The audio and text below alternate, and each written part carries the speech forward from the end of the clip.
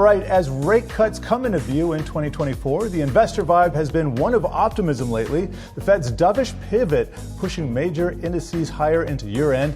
Market is calling for 6 cuts, and the Fed is pricing in 3. But the truth may lie somewhere in between. Very well with that chart that you showed about the seasonality.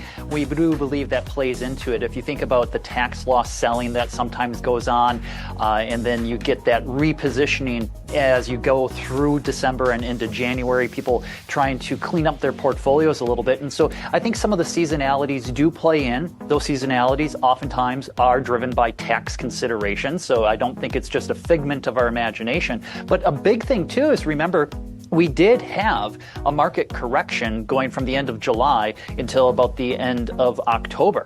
The stock market was pricing in a type of earnings recession, so some further weakness. Now, when I look at the quarterly earnings numbers, expectations are actually fairly low for this earnings season relative to trendline growth. Now, we can discuss about whether or not longer-term earning expectations are perhaps too high, but at least in the near term, it does seem like the market was kind of sniffing out a double dip kind of earnings recession back in October, and we've just seen a recovery from there.